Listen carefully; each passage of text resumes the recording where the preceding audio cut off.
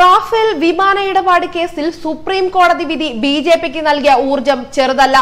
Rafale വിമാന ഇടപാടിൽ CBI അന്വേഷണം ആവശ്യപ്പെട്ടുള്ള ഹർജികൾ സുപ്രീം കോടതി തള്ളിയതിന് പിന്നാലെ ബോഫോഴ്സ് സ്ക്വാഡ് കേസ് ഓർമ്മിപ്പിച്ച പ്രധാനമന്ത്രി നരേന്ദ്രമോദി UP അധ്യക്ഷ സോണിയാഗാന്ധിയുടെ തട്ടകത്തിൽ ആഞ്ഞടിച്ചു. ബിജെപിയുടെ ഭരണത്തിൽ കൊട്ടറോച്ചി അമ്മാവന്മാരോ ക്രിസ്ത്യൻ മിഷേലുമാരോ ഇല്ലെന്ന അഹസ് വെസ്റ്റാലാൻഡ് അഴിമതി ആരോപണം കൂടി പരാമർശിച്ച് മോദി പറഞ്ഞു. അസ്വസ്ഥരായ കോൺഗ്രസ് നുണ പ്രചരിപ്പിക്കുന്നു. കോടതിക്കെതിരെ അവിശ്വാസം സൃഷ്ടിക്കാനുള്ള ശ്രമമാണ് ഇപ്പോൾ നടക്കുന്നത്. ബോഫോഴ്സിലെ ഇടനിലക്കാരൻ ഇറ്റലി സ്വദേശിയായ കൊട്ടറോച്ചിയെ കോൺഗ്രസ് രക്ഷപ്പെടുത്തി. ഇപ്പോൾ ഇന്ത്യക്ക് കൈമാറി കിട്ടിയ മിഷേലിനെ രക്ഷപ്പെടുത്താൻ അഭിഭാഷകനെ അയക്കുന്നു. ഒരു ഭാഗത്ത് സർക്കാർ സൈനിക ശക്തി വർദ്ധിപ്പിക്കാൻ കഴിയുന്നതെല്ലാം ചെയ്യുന്നു, മറുഭാഗത്ത് ചിലർ എന്തു വില കൊടുത്തും രാജ്യത്തെ ദുർബലപ്പെടുത്താനുള്ള ശ്രമമാണെന്നും മോഡി പറഞ്ഞു. മുൻ സർക്കാരുകളെല്ലാം റൈബലേറിയെ അവഗണിക്കുകയാണ് ചെയ്തത്. ഈ സർക്കാർ അങ്ങനെയല്ലെന്ന സോണിയയുടെ മണ്ഡലമായ റൈബലേറിയയിൽ 1100 കോടി രൂപയുടെ വികസന പദ്ധതികൾ ഉദ്ഘാടനം ചെയ്ത മോദി പറഞ്ഞു. റൈബലേറിയയിലെ റെയിൽവേ കോച്ച് ഫാക്ടറിയിൽ നിർമ്മിച്ച 900ാമത്തെ കോച്ച് അദ്ദേഹം ഫ്ളാഗ് ഓഫ് ചെയ്യുകയും ചെയ്തു. അതേസമയം മോദിയുടെ ഈ വെളിപ്പെടുത്തൽ കോൺഗ്രസിനെത്തിയ പ്രഹരമാണ്. അതിനാൽ തന്നെ റാഫേൽ ഇടപാട് വീണ്ടും കത്തിക്കാനൊരുങ്ങുകയാണ് കോൺഗ്രസ്. പാർലമെന്റിൽ ആഞ്ഞടിക്കാനാണ് കോൺഗ്രസ് നീക്കം. ഇതിന്റെ അടിസ്ഥാനത്തിൽ റാഫേൽ ഇടപാടുമായി ബന്ധപ്പെട്ട സുപ്രീം കോടതി വിധി റദ്ദാക്കണമെന്ന് കോൺഗ്രസ് വ്യക്തമാക്കിയിട്ടുണ്ട്.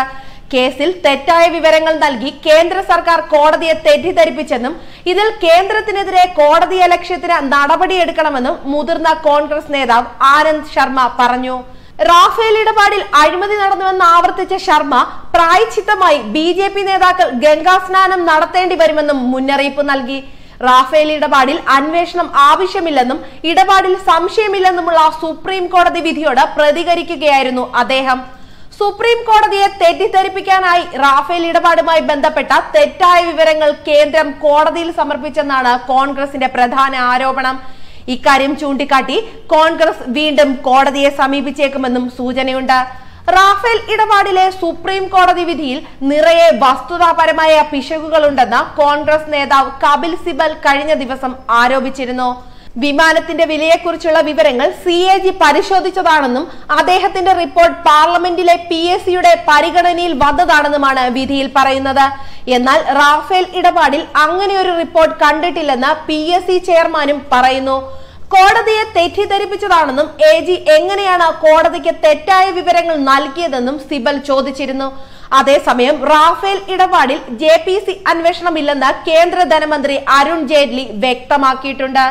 വിഷയത്തിൽ കോൺഗ്രസിനെ നിശിതമായി വിമർശിച്ച ധനമന്ത്രി സുപ്രീം കോടതിയുടെ ക്ലീൻ ചിറ്റ് ലഭിച്ച സാഹചര്യത്തിൽ CAG റിപ്പോർട്ടിന് പ്രസക്തിയില്ലെന്നും വ്യക്തമാക്കി.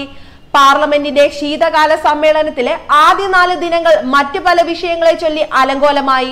ബാക്കി ദിവസങ്ങളിൽ റാഫേൽ വിഷയം ചർച്ച ചെയ്യാനല്ല ബഹളമുണ്ടാക്കാനാണ് കോൺഗ്രസിന് താല്പര്യമെന്നും അദ്ദേഹം കുറ്റപ്പെടുത്തി. ന്യൂസ് ഡെസ്ക് മലയാളി വാർത്ത.